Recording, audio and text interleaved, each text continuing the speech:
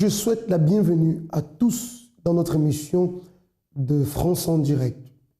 Aujourd'hui, il y a beaucoup de personnes qui se posent la question, est-ce que ma vie peut changer?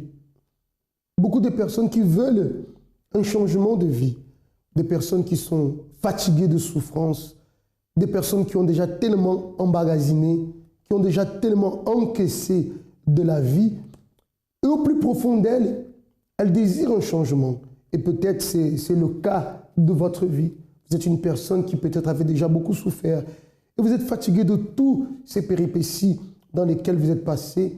Et la question que vous vous posez après des années peut-être de souffrance, vous posez la question si votre vie, elle peut changer encore, si vous avez encore la possibilité de connaître le bonheur que vous désirez, si vous avez la possibilité de sortir de cette disgrâce dans laquelle vous vivez, de cette souffrance qui est votre pain quotidien. C'est possible. La réponse, elle est catégorique, elle est directe. C'est possible que votre vie change. C'est d'ailleurs pourquoi cette émission France en direct existe, pour vous montrer comment nombreuses personnes, à travers la foi intelligente, ont pu conquérir une nouvelle vie, ont pu sortir de la tristesse pour connaître le véritable bonheur, ont pu sortir de la souffrance, d'une destruction intérieure pour connaître aujourd'hui ce bonheur, cette paix intérieure et tant d'autres choses. Parmi ces cas, vous allez découvrir en ce moment le cas de Madame Louis, qui aussi, pendant des années, a connu beaucoup de souffrances, un cœur rempli de haine, beaucoup d'atrocités dans sa vie. Mais lorsqu'elle a connu la foi et qu'elle a mis la foi en pratique, cela a pu porter un grand changement dans sa vie. Témoignage que vous allez découvrir en ce moment. Madame Louis, ça fait combien de temps que vous êtes à l'église, au centre d'accueil? Centre d'accueil, ça fait 3 ans, en 2012. 3 ans? Oui. Comment vous êtes arrivé au centre d'accueil? Détruite, j'avais pas de vie. Quand je suis venue, j'avais pas de paix, j'avais la tristesse. Mais vous êtes arrivé à travers quelqu'un qui vous a invité ou par l'évangélisation dans la rue? En fait, mon fils a fait une tentative de suicide. Et là, quelqu'un de ma famille m'a ramené à l'hôpital. Et je pouvais pas aller à l'église où j'étais puisque c'est moi qui suis blessée dans la tentative. Et du coup, quelqu'un qui venait à centre d'accueil, j'ai vu sa colère. Il m'a dit, Tata, si mon Dieu existe vraiment, je t'amène à l'église avec moi vendredi. Et comment était à ce moment-là votre vie? Comment vous étiez? Comment était votre vie? Ben, j'avais pas de vie. Déjà, s'il y avait pas de paix, il y avait pas d'espoir, il y avait rien. Quand je suis arrivée et je suis venue, je savais qu'il y avait quelque chose, mais les problèmes c'était en moi. C'est moi qui arrivait pas à débloquer ce que je devais faire pour que Dieu rentre dans ma vie. Quel genre de problème vous aviez? Tout spirituel déjà, et là, ma famille était détruite, ma vie financière c'était mort, j'avais rien du tout. En fait, je vivais pour vivre. J'avais pas d'idée, j'avais pas d'avenir parce que je me suis focalisée déjà quand mon fils a fait une tentative de suicide. Juste après, j'avais une peur que chaque fois il sort, comme c'était au 8e étage, il a cassé le vitre. À chaque fois, je rentre dans ma cuisine, je vis les vitres que mon fils a sauté et il sort. Je me suis dit peut-être il va le faire ailleurs. Et du coup, je vivais avec cette peur qu'il essaye ailleurs. Il avait quel âge quand il a fait cette tentative? 18 ans. 18 ans. Vous avez dit des problèmes spirituels. Quels problèmes spirituels vous aviez? Quels symptômes? Ben, je vivais avec la haine. J'avais la haine depuis à 11 ans suite à la mort de mon père. J'avais la haine contre mon beau-frère qui m'a violée. J'avais la haine contre tout le monde. Voilà. Je vivais avec ça en moi. Et en fait, après, j'essaye de survivre, mais c'était l'apparence pour montrer que je suis quelqu'un, mais à l'intérieur, il n'y avait rien. Qu'est-ce que vous avez fait pour changer la situation que vous étiez avant? Alors, la première chose, je me suis toujours concentrée sur mes enfants. Et Dieu, il a fait beaucoup de miracles. Il y avait une paix. Et j'ai compris à partir de cette union qu'il y a eu dans ma famille. Et là, je vous dis quelque chose, pasteur. C'est après qu'il y a eu la paix dans ma famille. Et spirituellement, j'avais une joie profonde. C'est là que j'ai commencé à réfléchir à d'autres choses à l'avenir. Ma vie professionnelle, que je vous dis, j'étais femme de ménage. Et puis j'ai eu des idées. Je savais qu'il y avait quelque chose au fond de moi. Je savais que Dieu était en train d'agir. Quand je regardais ma famille, je voyais la joie, je voyais l'amour. J'ai dit, s'il peut faire ça, il peut faire beaucoup plus. Et je me suis dit, et si tu achètes une entreprise? Et je me suis dit, acheter une entreprise, je n'arrive pas à payer mon loyer, je suis à découvert. Et l'idée est là, mais je ne voyais pas comment. Et puis un jour, je suis venue à l'église. L'ouvrier Pierre a lu Ésaïe 55, il a parlé. En sortant, il a dit, va acheter sans argent. Et je dis, je vais acheter mon entreprise. Même si vous étiez sans aucune condition. J'avais rien. Et aujourd'hui... Et aujourd'hui? Alors, aujourd'hui, j'ai une entreprise, je suis une femme d'affaires. J'ai une famille unie, en paix. Et mon fils qui était suicidé, il est en deuxième année de droit à la Sorbonne. J'ai un salon de coiffure à 39 avenue des Clichy qui est placé dans l'emplacement numéro 1. Et pour dire que les salons marchent très bien. Et maintenant que j'ai le salon, j'ai compris que je peux avoir plus. Tous les jours, on peut conquérir des choses. Et aujourd'hui, j'ai une vie comblée. On peut dire que vous êtes le résultat de ce que nous parlons dans les campagnes, dans les chaînes de prière. Vous avez suivi les chaînes de prière? Mes voisins me l'ont dit, les gens qui me connaissent me disent, mes gens de mon immeuble me le disent. Comment vous vous sentez aujourd'hui? Heureuse. Heureuse, ça vaut la peine, ça ne vaut pas la peine? Ah oui, ça marche et ça vaut la peine de sacrifier. Et on vous attend pour un autre témoignage. Ah, je viendrai bientôt. Amen. Que Dieu vous bénisse alors. Merci beaucoup. Allez-y.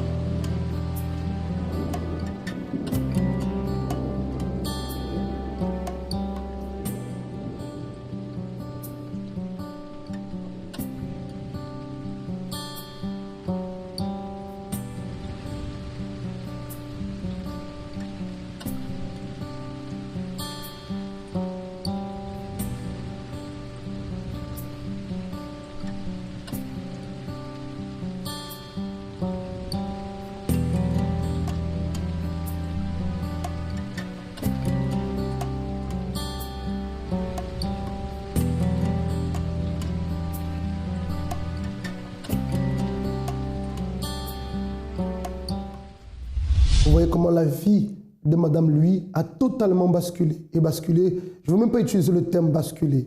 Sa vie a complètement changé.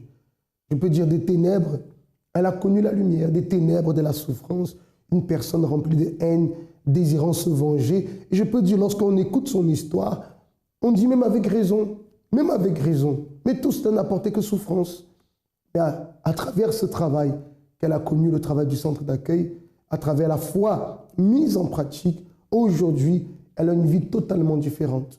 Peut-être il y a quelques années, si on l'avait dit qu'un jour, tu auras la paix, si on l'avait dit qu'un jour, tu n'auras plus ces marques, tu ne vivras plus avec ton passé, un jour tu seras libéré totalement de ton passé, un jour sur le plan professionnel, financier, tu ne vivras plus avec des miettes, mais tu auras ton propre salon où tu vas prospérer.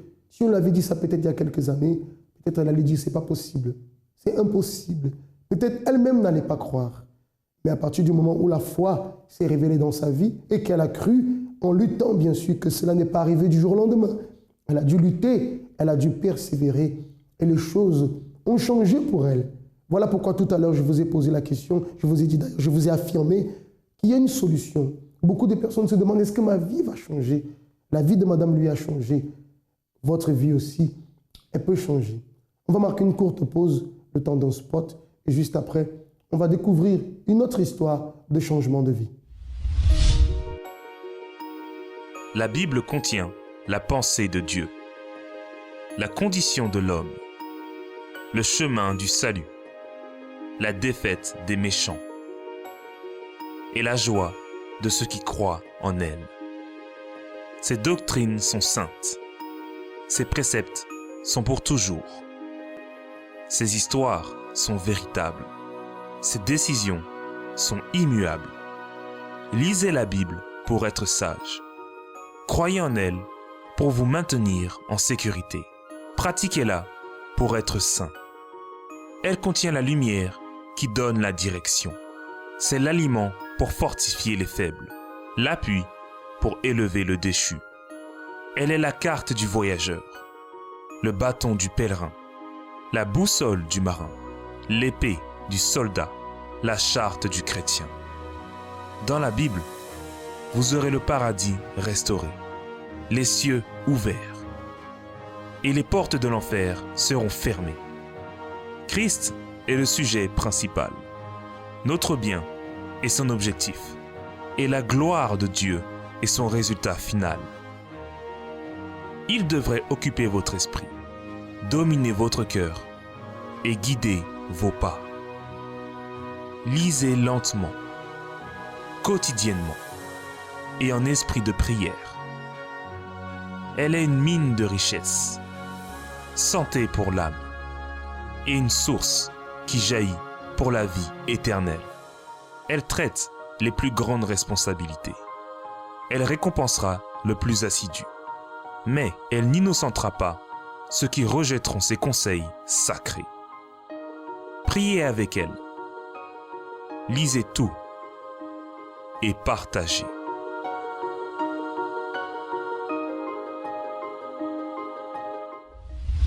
Sachez, chers amis, que les portes du centre d'accueil sont ouvertes tous les jours, je dirais, du lundi au lundi.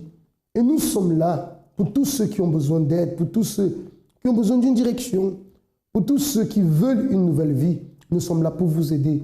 Parce que oui, nous pouvons vous aider à trouver une nouvelle vie. On va découvrir en ce moment l'histoire de Dimitri. Dimitri, lorsque je lis ici un peu le résumé de son témoignage, nervosité, colère, haine. Voilà les caractéristiques qui définissaient un peu Dimitri.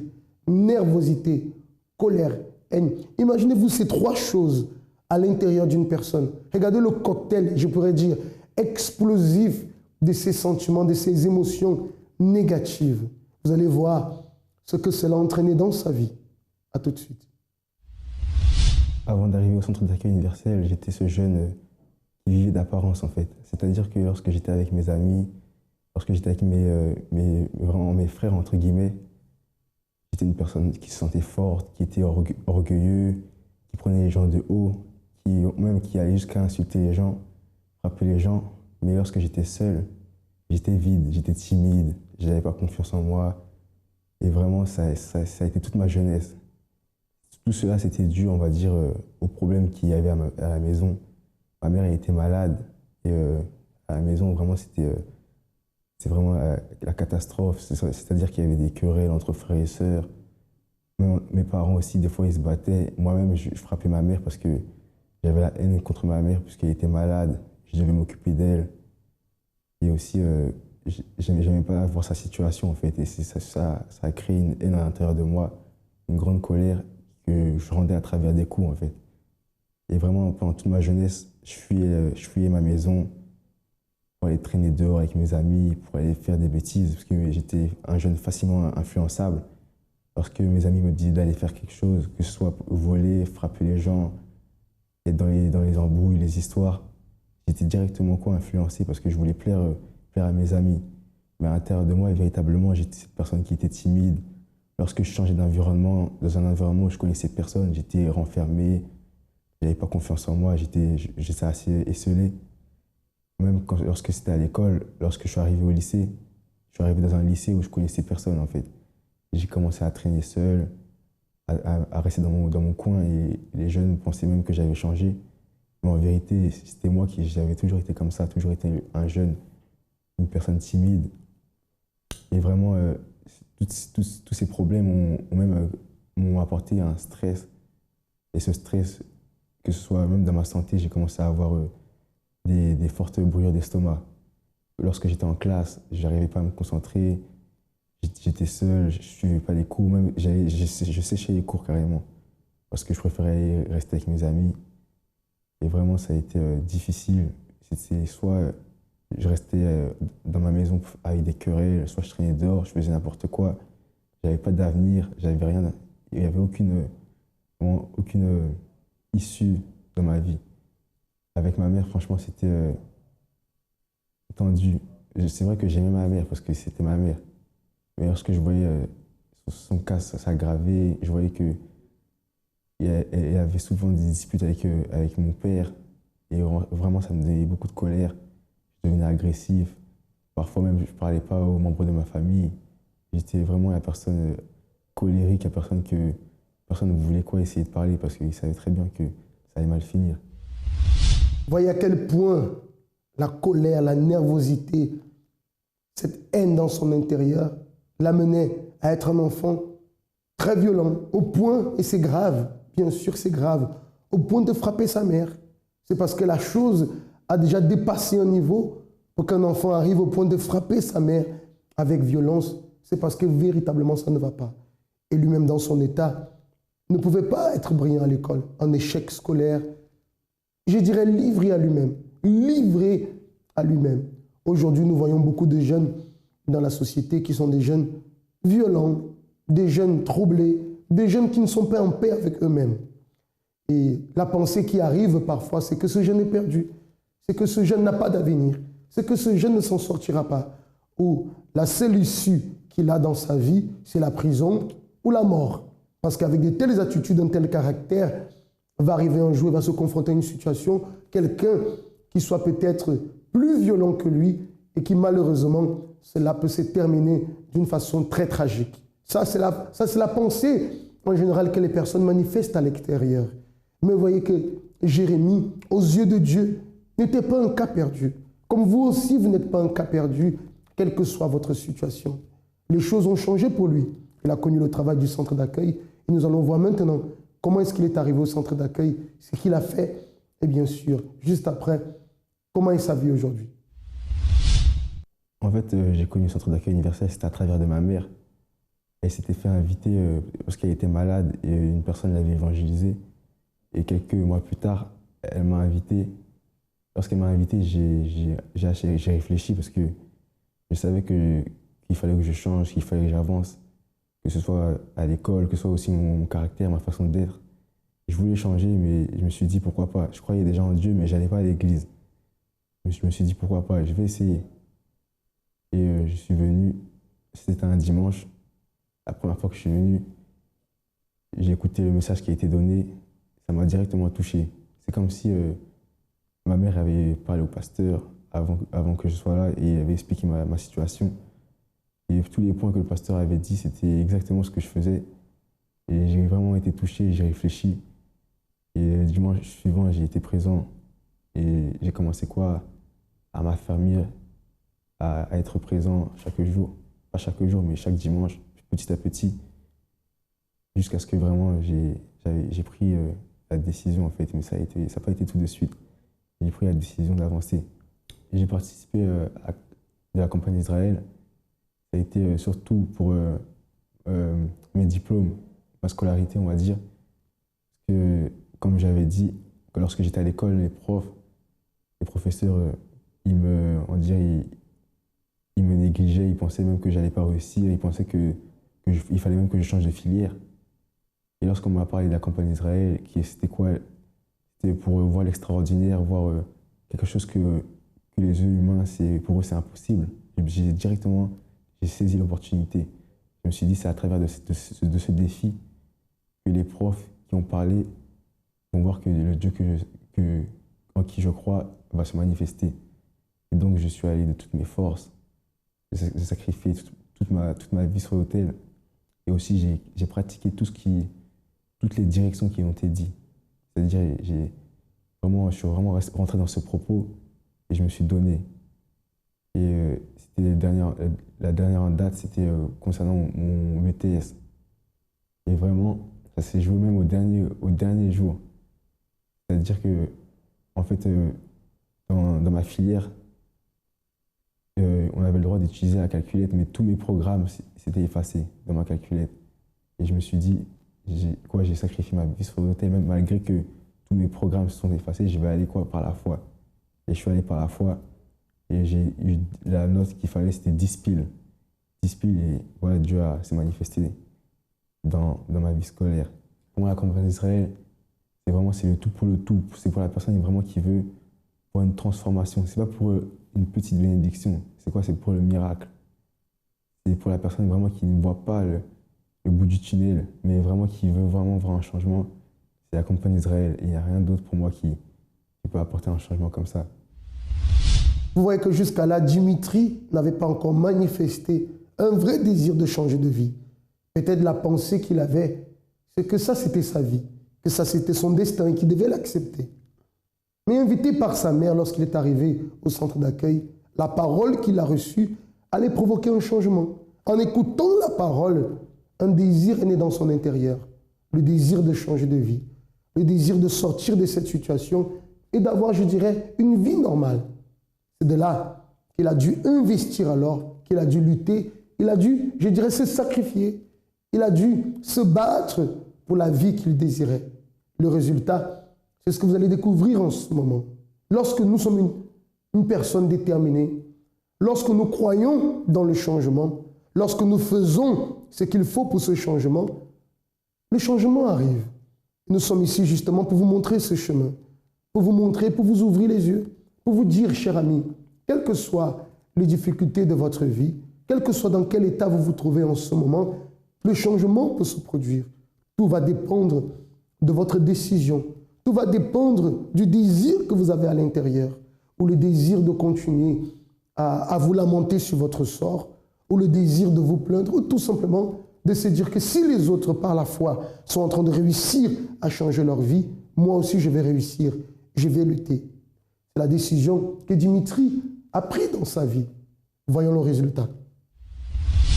Vraiment, aujourd'hui, je suis une personne totalement différente. C'est-à-dire que si une personne me connaissait il y a 2-3 ans, si aujourd'hui il vient me voir, il va voir que vraiment je ne suis plus la même personne. Dans tous les domaines, que ce soit dans ma famille, avec ma mère, quand je suis serviable, j'aime les membres de ma famille, je les aide.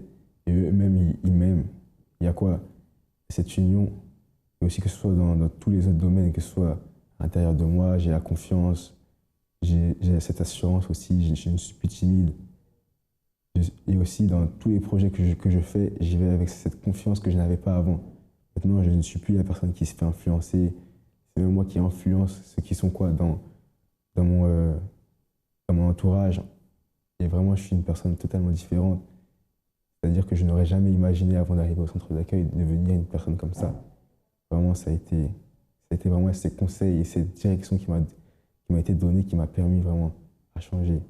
Aujourd'hui, je suis une personne heureuse, dans la joie. Et à l'intérieur de moi, il y a la paix, vraiment. Une personne totalement différente, grâce à Dieu. Les liens avec ma mère, maintenant, c'est vraiment, ils ont confiance en moi. Lorsqu'ils ont besoin de quelque chose, directement, ils viennent quoi? Ils cherchent Dimitri. Ils me cherchent.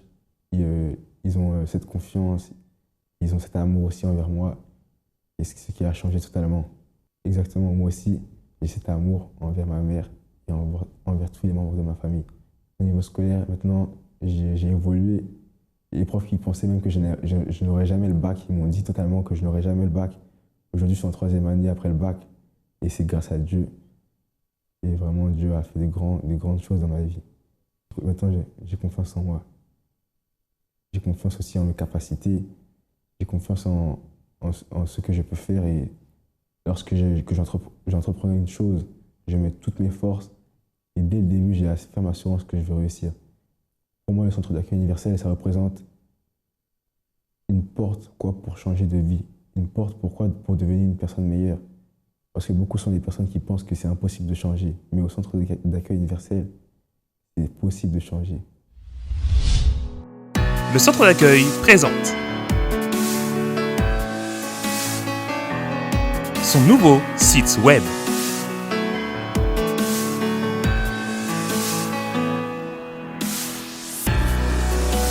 Il y a beaucoup de nouveautés, des messages positifs et de motivation.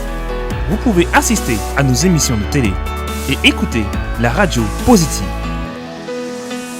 Découvrez notre travail. Les groupes.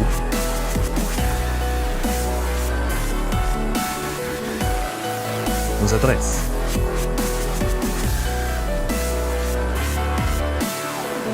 Les horaires.